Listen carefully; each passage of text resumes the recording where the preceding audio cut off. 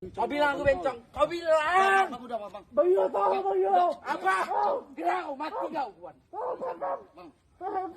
Biar. Kasih sekali lagi. Biar.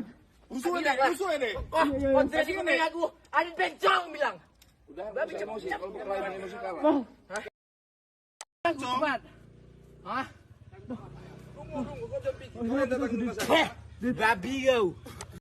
Dan tadi gimana ya, mungkin tadi pola pengasuhan orang tua mungkin ya dari AKBP Akhirudin terhadap putranya ya, yang kemudian membuat dia merasa berkuasa ya, karena tadi kekayaan, kekuasaan ya, nantinya ya harta, tahta dan sebagainya itu ya kemudian membuat orang itu posisinya seakan-akan tuh di strata sosial yang tinggi ya, yang kemudian bisa berlaku semena-mena terhadap orang lain ya. Kalau di kasus ini kan sebenarnya si korban ini ya, Ken Admiral ini kan sebenarnya temannya si AHA ya.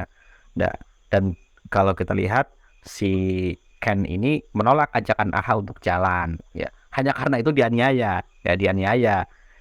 kemudian apa namanya, dia masuk rumah sakit, diobatin dan dia mau menagih.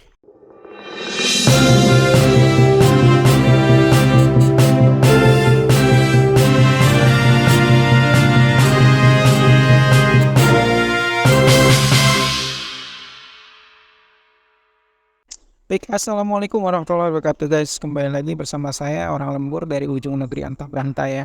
Bersama saya di Zoom sudah ada Bung Herudin ya, mahasiswa ceriwis, idealis, kritis, tapi juga kritikannya tajam ya maksudnya. Tapi juga apa namanya,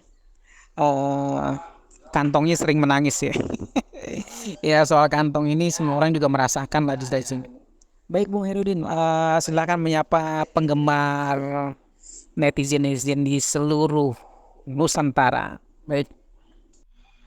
Baik, bismillahirrahmanirrahim. Assalamualaikum warahmatullahi wabarakatuh. Selamat untuk ya kawan-kawan sahib-sahib mimbar tuk ya. Pertama kami mengucapkan taqabballahu minna wa minkum, siyamana wa siyamakum minal aizin wal faidin. Mohon maaf lahir dan batin, karena bagaimanapun ini suasana masih Idul Fitri ya, baru kemarin ya. Terserah ya, baik sahib-sahib Bartup ini merayakan Idul Fitri di hari Jumat atau tanggal 21 April, atau merayakan Idul Fitrinya di hari Sabtu tanggal 22 April ya, nggak masalah ya, karena punya dalil masing-masing. Jangan sampai perbedaan membuat kita saling marah ya, sama seperti peneliti BRIN tuh ya, yang ngaco ya, sok jago akhirnya ciper juga. Tapi apapun itu, kita sambut di Syawal ini, semoga ibadah kita terus ya sama seperti di bulan Ramadan ya.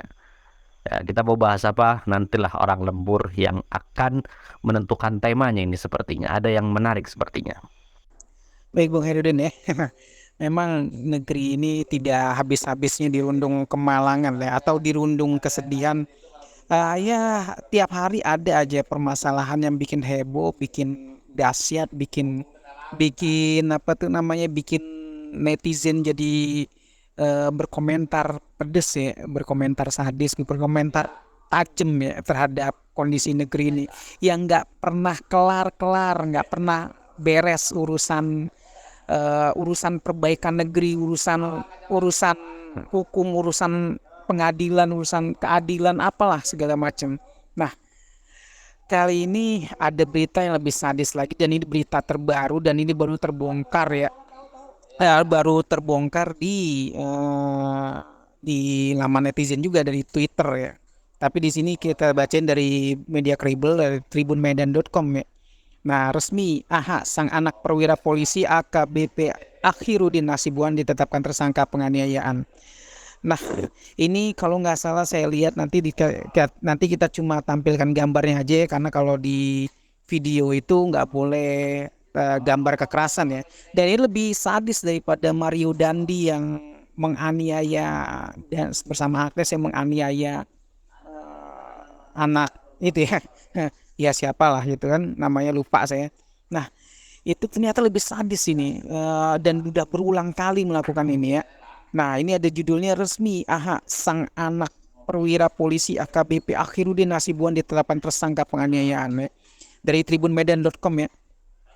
Direktorat Kriminal Umum Ditkrimum Polda Sumut menetapkan status tersangka pada anak perwira polisi pada Polda Sumut berinisial AH. Penetapan tersangka ini sekaitan dengan dugaan tindak penganiayaan atas mahasiswa bernama Ken Admiral. Video penganiayaan ini beredar luas di jagat maya khususnya Twitter dan TikTok. Ditkrimum Polda Sumut Kombes Sumaryono mengatakan pihaknya telah melakukan gelar perkara terhadap 2 laporan yang telah masuk ke Polda Sumut. 2 laporan tersebut merupakan laporan yang dibuat atas nama Ken Admiral serta laporan yang dibuat oleh AH dengan putusan adalah bukan tindak pidana. Sudah kita lakukan gelar perkara terhadap 2 laporan untuk perkara penganiayaan dengan LP nomor 3895-2022/22 Desember 2022 ya, dengan pelapor Ken Admiral ya, dengan laporan oleh AH, kata Sumaryono kepada awak media Selasa ya, 25 April 2023. Ini kejadian laporannya Desember 2022 ya, tapi baru diproses sekarang ya. Mungkin masih mungkin karena baru terbongkar atau gimana saya kurang tahu. Nah, lanjut lagi, dikatakan Sumaryono berdasarkan hasil gelar perkara yang dilakukan oleh Polda Sumut, pelaku berinisial AH resmi ditetapkan sebagai tersangka terkait penganiayaan. Yang mana dari LP saudara Ken Admiral ini kami sudah bisa menetapkan tersangka atas nama AH ucapnya. Polda Sumut juga akan melakukan upaya penangkapan paksa terhadap pelaku AH berdasarkan LP yang dibuat korban. Kita akan melakukan upaya paksa terhadap saudara AH dengan LP 3895 karena ini adalah pasal 351 ayat 2 dengan ancaman 5 tahun, maka akan kita lakukan upaya paksa. Jadi langsung ditangkap paksa ya. Penyebab pemeriksaan terkendala, ini dibongkar penyebabnya. Ditkrimum Polda Sumut Kombes Sumaryono mengaku terkendala dalam melakukan pemeriksaan kasus penganiayaan yang dilakukan oleh anak perwira Polda Sumut akibat korban yang sedang menempuh pendidikan di luar negeri. Wow, begitu jadi ya.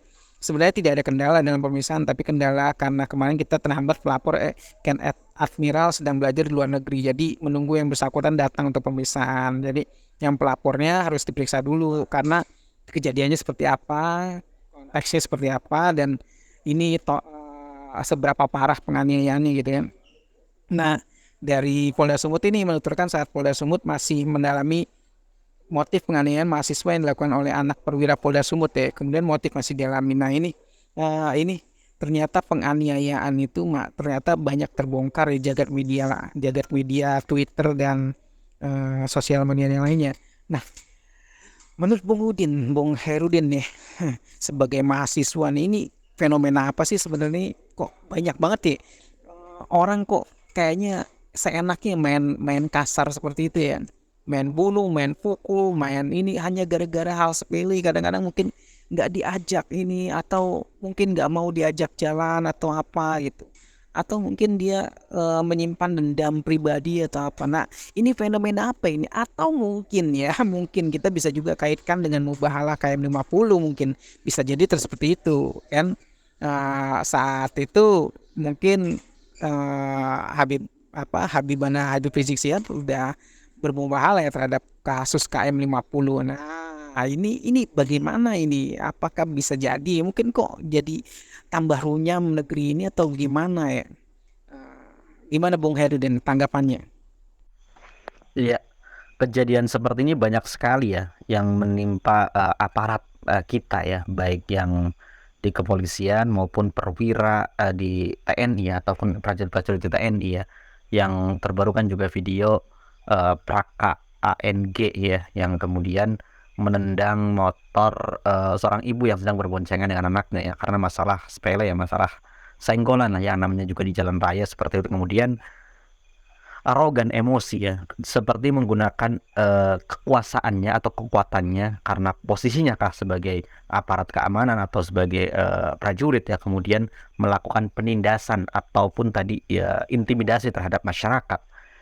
Dan ini terjadi pada seorang anak perwira ya di Polda Sumatera Utara ya, yakni AKBP Akhiruddin Hasibuan ya. AKBP itu Acun Komisaris Besar Polisi, artinya setelah AKBP nanti naik dari Kombes, Komisaris Besar ya. Jadi ini memang jadi ya ada yang menyebut oknum ya, tapi oknum itu banyak sekali ya, bisa dikatakan oknum itu satu hari satu oknum. Jadi mau dibilang oknum juga ada terus setiap saat ya. Jadi bingung. Tapi ya kita berharap ini masih oknum ya. Dan tadi gimana ya? Mungkin tadi pola pengasuhan orang tua mungkin ya dari AKBP Akhirudin ini terhadap putranya ya, yang kemudian membuat dia merasa berkuasa ya. Karena tadi kekayaan, kekuasaan ya, intinya ya harta, tahta dan lain sebagainya itu ya kemudian membuat orang itu posisinya seakan-akan tuh di strata sosial yang tinggi ya, yang kemudian bisa berlaku semena-mena terhadap orang lain ya. Kalau di kasus ini kan sebenarnya si korban ini ya, Ken Admiral ini kan sebenarnya temannya si AHA ya. Dan kalau kita lihat si Ken ini menolak ajakan AHA untuk jalan ya, hanya karena itu dianiaya ya, dianiaya kemudian apa namanya, dia masuk rumah sakit, diobatin, dan dia mau menagih ke si AHA ini ke rumahnya, apa namanya, untuk meminta ganti rugi ya, karena dia telah merusak ya kendaraannya, kemudian dia membuat bonyok dirinya. Tapi ternyata di rumahnya si AHA ini dia malah digebukin lagi, dan itu malah dibiarkan ya. Bahkan si AKBP Akhirudin Hasibuan ini malah ada orang yang mengeluarkan senjata laras panjang ya untuk menakut-nakuti si Ken Admiral ini. Ya nambah ini sebenarnya udah jatuh tertimpa tangga lagi ya. Jadi udah digebukin 2 kali ya. Dan ini unik juga ya, karena viralnya itu kurang lebih setelah 4 bulan ya, kejadian kan 22 Desember ya, terus 4 bulan berlalu, dan ternyata penyidikannya itu apa namanya, pending atau terhenti ya. Ini biasalah ya, kemudian sekarang press release-nya mengatakan korban sedang melakukan pendidikan di luar negeri dan lain sebagainya. Intinya pending aja lah. Intinya memang biasa ya kalau menyangkut tersangkanya itu anak aparat atau bahkan aparat, biasanya dibuat selambat mungkin ya. Ya seperti kasus Sambo ya, kita masih ingat ya. Kalau pada waktu itu Baradae tidak buka suara, ya mungkin skenario Sambo juga mulus ya. Atau seperti tadi yang anak petinggi polisi juga ya, yang menabrak seorang ya, menabrak pengendara motor di Jalan Pertanian, itu juga sama ya. Kalau pelakunya itu tadi keluarganya polisi kah, anaknya polisi lah, keponakannya polisi lah, itu berjalan lambat, itu sudah sering terjadi. Jadi itu menunjukkan ya tadi, no viral no justice ya. Kasus ya kalau belum masuk Twitter ya atau Instagram atau TikTok, kayaknya belum ke blow up, itu masih bakalan lambat penanganannya. Tapi kalau ketika sudah ke blow up, sudah media sudah menonton, menyorot, baru kemudian mereka bergerak. Jadi polanya seperti itu terus ya. Gimana ya? Jadi no viral no justice ya. Harus nunggu korbannya itu berkoar-koar dulu di media sosial, minta bantuan netizen, netizen nge-up, baru kemudian turun tangan, baru kemudian cepat bergerak ya. Gila ini seperti ini. Jadi sepertinya tadi ya, ada Guillaume no viral no justice itu sudah menjadi benar nyatanya ya. Kasus Sambo ini kan ya, kalau gak viral juga nggak bakalan apa namanya, nggak bakalan rame. Atau juga pada waktu itu kalau Baradae ya tunduk pada si Verdi Sambo, juga nggak bakalan rame seperti ini ya. Bener-bener gila memang ya. Tapi ya itulah yang terjadi. Jadi memang tadi ya, adanya apa namanya, kekuasaan ya, ataupun kasta sosial yang tinggi ya, ataupun tadi ya strata sosial yang tinggi membuat seseorang itu terlihat jumawa ya, sombong ya. Harusnya mah tadi ya, sama seperti padi ya, semakin tinggi semakin bersih semakin merunduk harusnya ya. Jangan kemudian karena punya ya misal harta yang lebih kaya, ataupun kemudian punya kekuasaan apa, kemudian berlaku semena-mena terhadap orang lain ya. Nah itu yang terjadi kan seperti itu ya, karena tadi entah itu relasi ayahnya, relasi keluarganya, kemudian dia berlaku sombong ya, nah flexing di media sosial ya, flexing pamer harta, kemudian dikulitin netizen, baru deh ya kalang kabut ya. Ini yang terjadi. Jadi kasus seperti ini ya udah hal yang biasa ya. Jadi nunggu viral dulu baru kemudian diproses cepat ya.